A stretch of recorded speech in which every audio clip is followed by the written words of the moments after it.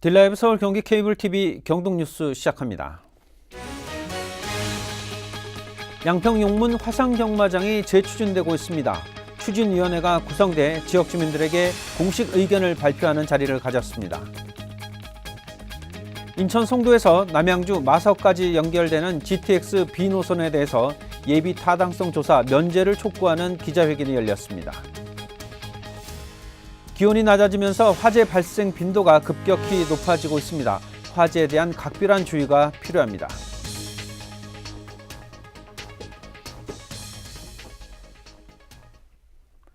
양평 군수의 동의 철회로 무산됐던 용문 승마공원과 관련해 지역 주민들로 구성된 유치추진위원회가 지난 20일 추진 의견을 발표했습니다.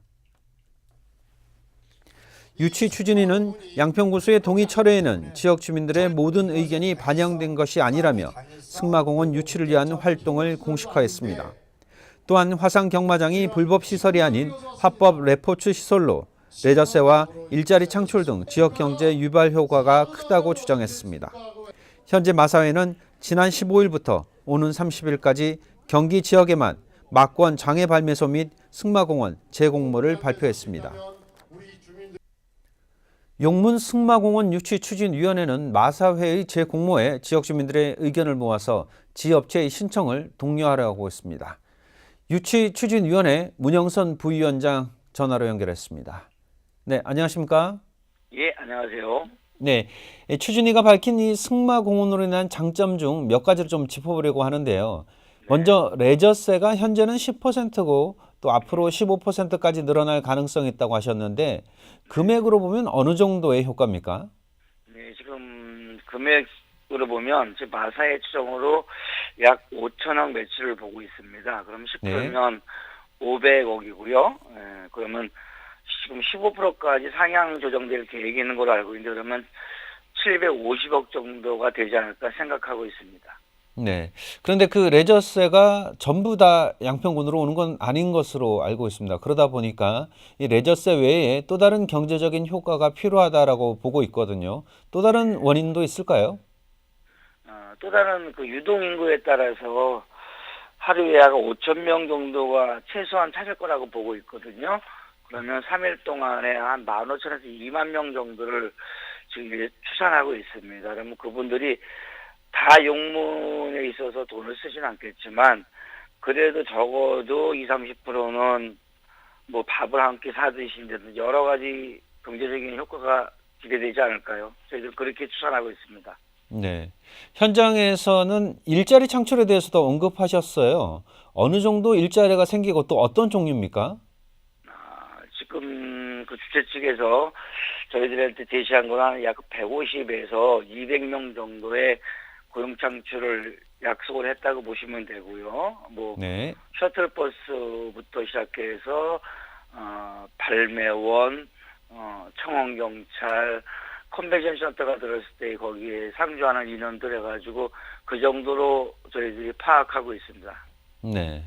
이 화상 경마장에 대한 이미지가 사회적으로 좀 많이 좋지가 않습니다. 이 지역 주민들이나 또 학생들이 많이 우려하고 있는데 주민들에게 어떤 영향을 미칠 거라고 보시나요? 제일 우려하는 게 저희들도 사실 그걸 많이 우려했는데요. 네. 그래서 저희들은 원칙적으로 양평 주민은 그 화상 경마장에는 출입을 못하는 쪽으로 가닥을 잡아가고 있습니다. 그리고 학생들한테는 전혀 등하굣길이랑 상관없는 곳에 위치해 있고요. 또 거기서 사회 하늘할 수 있는 눈에서 뭐 장학금 지원이나 학생들의 여러 가지 그다음에 소외계층을 위한 방과 후 교육 같은 것도 계획하면서 같이 상생할 수 있는 길을 많이 모색하고 있습니다. 네. 이 문제는 앞으로 진행 상황에 따라서 다시 한번 연결을 해보도록 하겠습니다. 네. 부위원장님 오늘 말씀 잘 들었습니다. 예, 고맙습니다. 네. 지금까지 용문 승마공원 유치추진위원회 문영선 부위원장이었습니다. 이 용문 승마공원과 또 화상 경마장과 관련해서는 반대 의견도 있습니다. 반대 주민 대책위도 현재 활동 중인데요. 반대 측의 의견은 다음 뉴스에서 전화로 연결해 보도록 하겠습니다.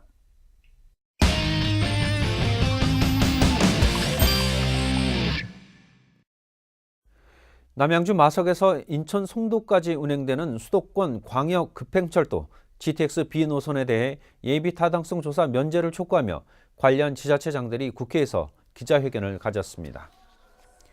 기자회견에는 조광한 남양주시장과 안승남 구리시장, 국토교통위원회 소속 윤관석 국회의원 등 7명이 참석했습니다. 이들은 견해문을 통해 기존 광역교통시설로는 늘어나는 교통 수요를 해소하기 어렵다며 지역 간 주거 편중화가 심한 상황에서 GTX B노선은 수도권 상생 발전을 위한 선결 과제라고 추정했습니다. 기온이 내려가면서 크고 작은 화재가 발생하고 있습니다. 한 주간의 소방 소식을 양재정 기자가 정리했습니다. 남양주 진건읍 산흥리에 있는 한 농막에서 지난 18일 화재가 발생했습니다.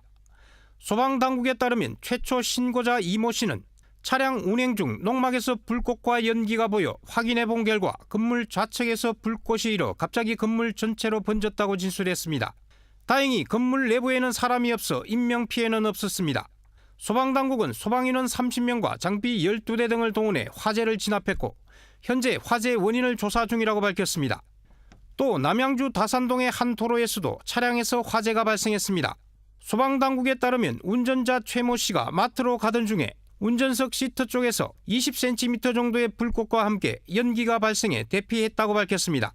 소방당국은 주변 목격자들이 분말 소화기로 자체 진화를 시도해 인명피해는 없었다며 정기적 요인으로 불이 났을 것으로 추정하고 화재 원인을 조사하고 있습니다. 딜라이버 서울 경기 케이블 TV 양재정입니다.